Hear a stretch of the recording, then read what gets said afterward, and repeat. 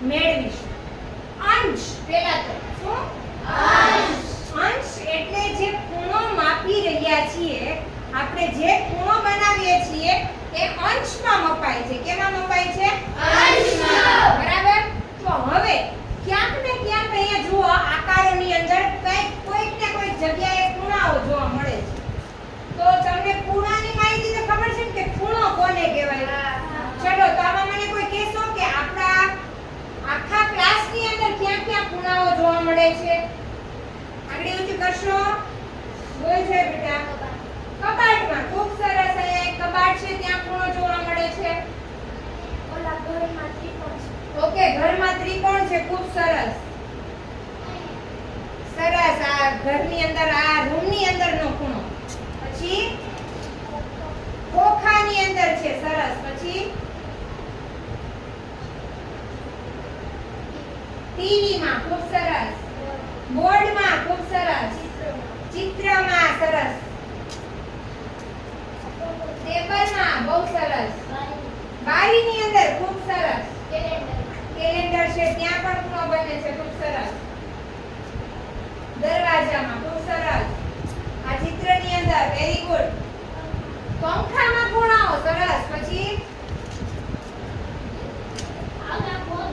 આવલા બોધમાં. ખૂબ સરસ. Very good. તો પ્રેમ માટે 3 તાળી. 1 2 3. 1 2 3. 1 2 3. ખૂણાની ખબર કેવી પડે છે? પછી ફોટામાં. ખૂબ સરસ. ફોટાની અંદર. સરસ. પછી ખુરશીમાં. બુકની અંદર. સરસ. પુસ્તકમાં. લાદીની અંદર. ખૂબ સરસ. સરસ. ટીવીની અંદર. બસ સરસ. તમને મળ્યું? ક્યાં? તે કીધું. કોણે કીધું? બાકી કોણ હતું? બહાર દરવાજામાં. ખૂબ સરસ. આ રીતે આપણને દરેક જગ્યાએ ખૂણાઓ જોવા મળે છે. હવે એનું જે માપન છે, ખૂણાનું માપન જે છે એ કોના દ્વારા કરવામાં આવે છે? કોણ માપક દ્વારા કરવામાં આવે છે. કોના દ્વારા કરવામાં આવે છે? કોણ માપક દ્વારા કરવામાં આવે છે. આ જે છે એ શું છે? કોણ માપક છે. શું છે? કોણ માપક. કોણ એટલે ખૂણો. કોણ એટલે શું? ખૂણો. અને માપક એટલે માપવા વાળું. ખૂણાને માપવા વાળાને શું કહેવાય? કોણ માપક કહેવાય છે. આ રીતે ખૂણા માપવાના સાધનને શું કહેવાય? કોણ માપક. હવે તમારે આની અંદર જોવાનું છે કે 90 અંશનો ખૂણો આપણે જે બનાવ્યો છે એ આપણે જે આકાર બનાવ્યો છે કેનો બનાવ્યો છે? કોણ માપકનો બનાવ્યો છે. કેનો બનાવ્યો છે? કોણ માપક. તમારા બધા પાસે આવું કોણ માપક છે. છે ને તમારા પાસે? હવે આ કોણ માપક છે એના ક્યાંથી એનું શરૂઆત થાય છે? કયા બિંદુથી શરૂઆત થાય છે? તો આ આપણું એક કોણ માપક છે. આપણે તમામના માપ જાણી લઈએ. તો શરૂઆત કરીએ. અહીંયા આ જે છે અહીંયા હંમેશા કોણ માપકને રાખવામાં આવે છે. તો આને શું કહેવાય? કેન્દ્ર કહેવાય. શું કહેવાય? કેન્દ્ર. કેન્દ્ર ઉપર આ બેન જ્યાં બેઠી ઊભી છે ને એ કેન્દ્ર છે. કેન્દ્ર ઉપર કોણ માપકને રાખવામાં આવે છે. ઊભી રાખ. હા. અને આ રીતે તમામ ખૂણાઓ છે એ બને છે કોણ માપકના. બરાબર? તો ચલો આપણે 10 ના ગાળા લઈ અને કોણ માપકને યાદ કરીએ. કોણ માપકના માપને જાણીએ. તો પેલો ખૂણો કયો છે? શૂન્ય. શૂન્ય. તો જરા જોરથી બોલજો. શૂન્ય અંશ બોલવાનું. બરાબર? પાછળ બોલો. શૂન્ય અંશ. અંશ. Very good. 20. બોલો આગળ. અંશ. Very good. Very good. બોલવા માટે સરસ સરસ. 80 અંશ. 90 અંશ. 110 અંશ. 120 અંશ. 130 અંશ. 140 અંશ. 150 અંશ. 160 અંશ. 180 અંશ. ખૂબ સરસ. અને કેન્દ્ર. શું? કેન્દ્રથી 10 અને કેન્દ્રથી 80 હંમેશા એક લીટીમાં હોવા જોઈએ. અને અહીંયા જે ખૂણો છે એ કયો હોવો જોઈએ? 90 અંશનો ખૂણો. કયો ખૂણો? 90 અંશનો ખૂણો. 90 અંશનો ખૂણો છે. 90 અંશનો ખૂણો. બરાબર? તો 90 અંશનો ખૂણો અહીંયા છે. આ બાજુ કયો ખૂણો છે? 0 અંશનો ખૂણો. આ બાજુ કયો?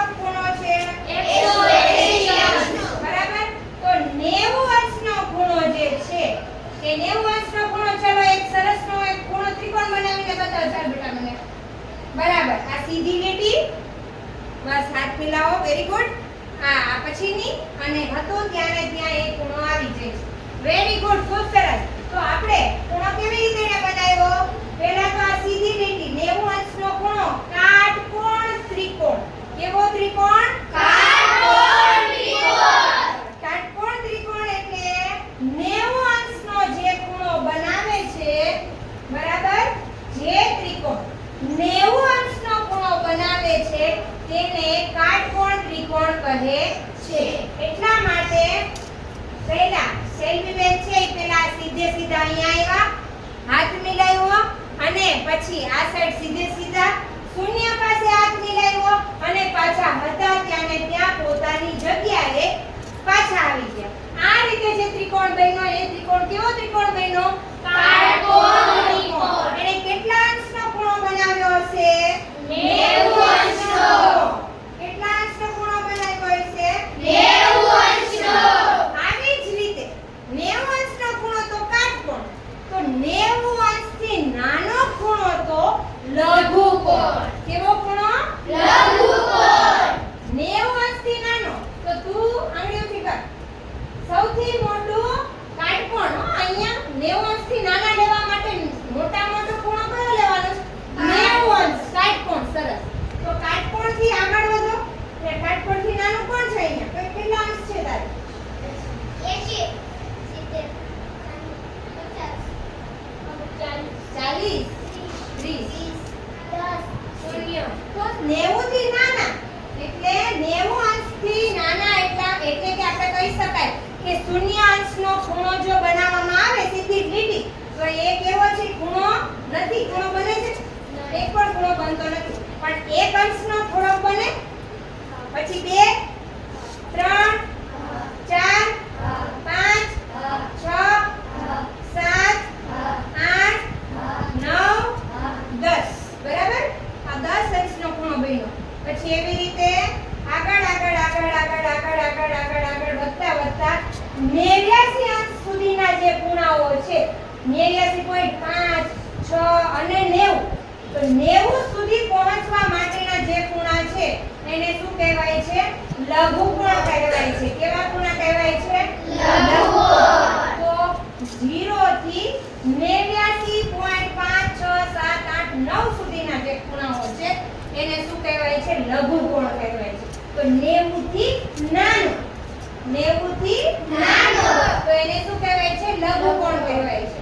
તો આપણે લઘુકોણને બનાવવા માટે હું પહેલા દાખલા તરીકે હું 70 અંશનો ખૂણો બનાવવા જઈ રહી છું. ઇનેશ, હું 70 અંશનો ખૂણો બનાવવા જઈ રહી છું. તો હું તારા પાસે પહેલા સીધી લીટી આવીશ. બરાબર? હવે હું આ જ ખૂણો જે છે ક્યાં જશે? 0 અંશે જશે. બરાબર? અને એ જ ખૂણો કેન્દ્ર સુધી જશે. બરાબર? તો આપણે જે ખૂણો બને છે એ પ્રોપર લઘુકોણ 90 અંશથી નાનો ખૂણો બનશે.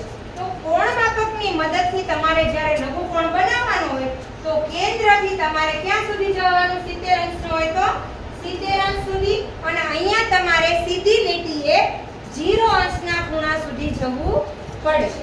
એવી રીતે 90 થી મોટો, જે રીતે 90 આંગળીથી કરશે 90 અને 180 ની આંગળીથી કરશે 90 થી 180 અથવા 90 અંશથી મોટો ખૂણો તો એને કેવો ખૂણો કહેવાય? ગુરુકોણ કહેવાય. ગુરુ એટલે મોટો, તો 90 થી મોટા એને કેવો કહેવાય? ગુરુકોણ. તો એનો કયો ખૂણો આવશે? એમાં આપણે 10 10 ના ગાળા લઈએ છીએ તો 90 પછી 100 10 ગાળામાં. બરાબર? પછી 110 110 120 130 140 150 160 બરાબર? અને કેન્દ્ર, તો કેન્દ્રથી 90 અંશથી મોટા તો 91 અંશ હશે. ઈ કેવા હશે? લઘુકોણ હશે કે ગુરુકોણ? 91. તો 90 થી મોટા થાય 91 તો કેવો ખૂણો કહેવાય? ગુરુકોણ. 92 ગુરુકોણ. 93 ગુરુકોણ. 94 ગુરુકોણ. 89 લઘુકોણ. બરાબર? સમજાય છે ને કે 90 થી નાના તો લઘુકોણ, 90 અંશથી મોટા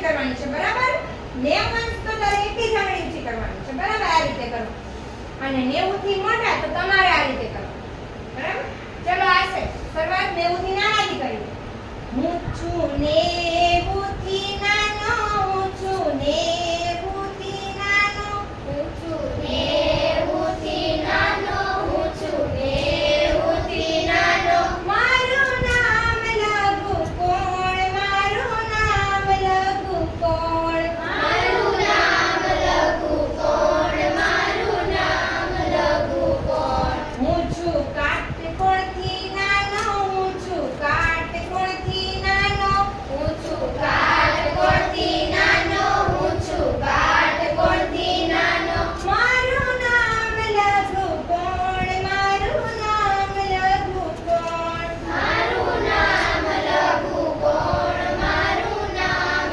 લઘુ કોણ હવે આપણે કાટકોણનું લઈએ હું છું લઘુથી મોટો હું છું લઘુથી મોટો હું છું ગુરુથી નાનો હું છું ગુરુથી નાનો હું છું 90 જેવડો ખૂણો હું છું 90 જેવડો ખૂણો મારું નામ કાટકોણ મારું નામ કાટકોણ મારું નામ કાટકોણ મારું નામ કાટકોણ હવે ગુરુ કોણે જઈએ બરાબર તો હું છું 90 થી મોટો હું છું 90 થી મોટો હું છું 90 થી મોટો હું છું 90 થી મોટો મારું નામ ગુરુ કોણ મારું નામ ગુરુ કોણ મારું નામ ગુરુ કોણ મારું નામ ગુરુ કોણ હું છું કાટકોણથી મોટો હું છું કાટકોણથી મોટો હું છું કાટકોણથી મોટો હું છું કાટકોણથી મોટો મારું નામ ગુરુ કોણ મારું નામ ગુરુ કોણ મારું નામ ગુરુ કોણ મારું નામ ગુરુ કોણ હું છું લઘુથી મોટો હું છું કાટકોણથી મોટો હું છું લઘુથી મોટો હું છું કાટકોણથી મોટો મારું નામ ગુરુ કોણ મારું નામ ગુરુ કોણ મારું નામ ગુરુ કોણ મારું નામ ગુરુ કોણ હવે હું તમને ત્રિકોણ આપું તો તમે ત્રિકોણ પ્રમાણે માપ લખી શકો ને ત્રિકોણ બનાવી શકો ને બનાવી શકશો ને ઓકે તો તમને સમજાઈ ગયું ને ત્રિકોણના ત્રણેય ખૂણાઓના મદદથી ખૂણોના આધારે ત્રિકોણના કેટલા પ્રકાર પડે છે ત્રિકોણનો પહેલો પ્રકાર જે 90 થી નાનો એને કેવો ત્રિકોણ કહેવાય લઘુકોણ. ત્રિકોણ આગળ બોલવાનું લઘુકોણ ત્રિકોણ 40 અંશનો ખૂણો દર્શાવતો ત્રિકોણ તો લઘુકોણ ત્રિકોણ 90 અંશનો ખૂણો દર્શાવતો ત્રિકોણ એટલે કાટકોણ ત્રિકોણ 90 થી મોટો હોય તો લઘુકોણ ત્રિકોણ ઓકે સમજાઈ ગયું ને બધાને તો આજની એક્ટિવિટીઝમાં ઘરે જઈને તમારા ઘરની